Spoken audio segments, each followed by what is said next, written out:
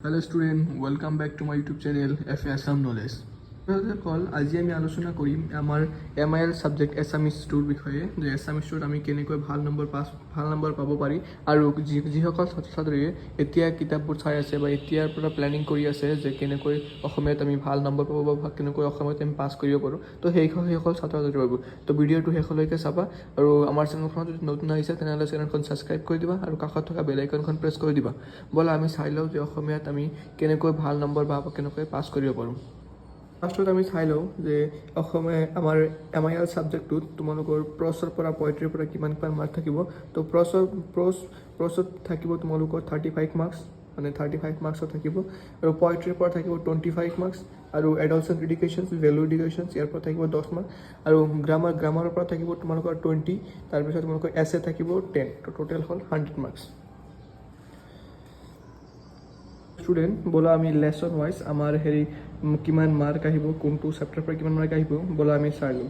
তো প্ৰথমত আছে গ্ৰুপ এ তোমালোকৰ গদ্যাংশ আছে গদ্যাংশ উদ্যোগী সভা ভাৰতীয় সংস্কৃতি অসমৰ জনগোষ্ঠীৰ গাঁথনি আৰু সংস্কৃতি এইটোৰ পৰা তোমালোকৰ 10 মাৰ্ক থাকিব এই তিনিটাৰ পৰা তোমালোকৰ 10 মাৰ্ক থাকিব তো ভাল কৰি চাই যাবা। আৰু দ্বিতীয়তে তোমালোকৰ ইণ্টাৰনেটৰ তিতা মিঠা অৰুণিমা হিংসা ইয়াৰ পৰা তোমালোকক 8 মাৰ্ক থাকিব। তাৰপিছত তোমালোকৰ অৰণ্য যাত্ৰা আৰু পাৰসত্য এই ভূমিকা ইয়াৰ পৰা থাকিব 7 মাৰ্ক। তাৰপিছত তোমালোকৰ পদ্যাংশ যে আছে পদ্যাংশৰ পৰা তোমালোকৰ থাকিব বৰগীত মাধৱদেৱ লিখা আৰু জিকিৰ এই বৰগীত আৰু জিকিৰৰ পৰা তোমালোকক 9 মাৰ্ক থাকিব। তোমালোকে এই দুটা চেপ্টাৰ যদি ভাল কৰি পাই যোৱা বহুত মাৰ্ক আছে আৰামছে 9 মাৰ্ক কিন্তু পাই যাবা। তাৰপিছত তোমালোকৰ আছে তোমালোকৰ প্ৰশস্তি মই অসমীয়া দৃশ্যান্তৰ ইয়াৰ পৰা তোমালোকক 9 মাৰ্ক থাকিব তো ভাল কৰি চাবা এই দুটা চেপ্টাৰ।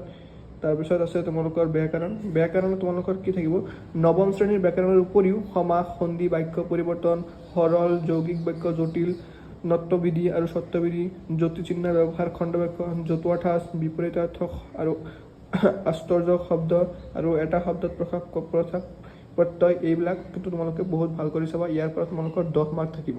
তোমালোকৰ ভাৱ সম্প্ৰসাৰণ প্ৰতিবেদন আবেদন এই তিনিটাত থাকিব 4 মাৰ্ক। তো এই তিনিটাৰ পৰা তোমালোকে যিটো ইণ্টাৰেষ্টেড মানে যিটো তোমালোকৰ লিখি ভাল লাগে প্ৰতিবেদন লিখি ভাল লাগিলে প্ৰতিবেদন লিখিবা আবেদন লিখি ভাল লাগিলে আবেদন লিখিবা ভাৱ সম্প্ৰসাৰণ লিখিব ভাল লাগিলে ভাৱ সম্প্ৰসাৰণ লিখিবা যিটো তোমালোকৰ চইচ হয় তোমালোকৰ চইচ আছে মানে যিটো ইচ্ছা সেইটো লিখিব পাৰিবা। তাৰপিছত আছে ৰচনাত তোমালোকৰ থাকিব 8 মাৰ্ক। তো ৰচনাখন তোমালোকে ভাল কৰি চাবা আমাৰ চেনেলত দিয়া আছে কোনখন ৰচনা কমন ৰচনাবোৰ দিয়া আছে তো তোমালোকে যদি এতিয়ালৈকেও কমন ৰচনা দেখা নাই তো তোমালোকে আমাৰ চেনেলৰ পৰা চাই ল'ব পাৰা। তাৰপিছত দ্ৰুতপাঠ তোমালোকৰ থাকিব 10 মাৰ্ক। আৰু তাৰপিছত তোমালোকৰ গ্ৰুপ বিত দিয়া হৈছে গদ্যাংশৰ মাজত তোমালোকৰ আছে বিখ্যাত যুগ আৰু প্ৰাচীন ভাৰতীয় শিক্ষা ইয়াৰ পৰা থাকিব 8 মাৰ্ক। তাৰপিছত তোমালোকৰ পদ্যাংশৰ পৰা তোমালোকৰ কানাইৰ চাতুৰি ধৰ ঝাৰু ধৰ ভাই ইয়াৰ পৰা থাকিব 8 মাৰ্ক। আৰু ব্যাকৰণত তোমালোকৰ আছে নৱম শ্ৰেণীৰ ব্যাকৰণৰ উপৰিও ভুল ব্যাকৰ শুধৰণি উপসৰ্গ অনুসৰ্গ সমৰ্থক শব্দ পুৰণি শব্দৰ আধুনিক ৰূপ ইয়াৰ পৰা থাকিব 5 মাৰ্ক। আৰু ছন্দৰ পৰা থাকিব তোমালোকৰ 4 মাৰ্ক। তোমালোকৰ টেক্সট বুক কিন্তু মেইন অসমীয়া সাহিত্য জৈনিকাই বেলেগ টেক্সট বুকৰ কথা চিন্তা কৰিব নালাগে। বহুতে কৈছে যে টেক্সট বুকটো বেলেগ হৈছে সেইবিলাক একো নহয় সেইবিলাক টোটেলি ফেক নিউজ হয়। তো তোমালোকে এই যিখিনি মাৰ্কিং স্কিল চাই তোমালোকে যদি পঢ়া বহুত ইজিলি পাছ কৰিব পাৰিবা। তোমালোকে গোটেইকেইটা চেপ্টাৰ এতিয়াও যদি পঢ়িবলৈ নাই তেন্তে তোমালোকে কি কৰা মেইন চেপ্টাৰকেইটা চোৱা যিকেইটাৰ পৰা 8 মাৰ্ক 9 মাৰ্ক 10 মাৰ্ক দি আছে সেইকেইটা চেপ্টাৰ চোৱা আৰু তাৰ তোমালোকে গ্ৰামাৰখিনি ভাল কৰি চোৱা গ্ৰামাৰখিনি ভাল কৰি চোৱা তোমালোকে থিয়ৰী পাৰ্টত আৰামছে পাছ কৰি যাবা।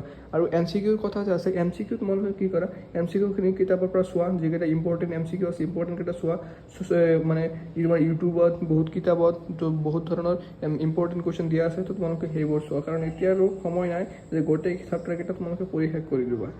তো আজিৰ ভিডিঅ'টো আমি ইয়াতে শেষ কৰিছোঁ। তোমালোকে আমাৰ চেনেলখন ছাবস্ক্ৰাইব কৰি দিবা আৰু শ্বেয়াৰ কৰি দিবা। ধন্যবাদ।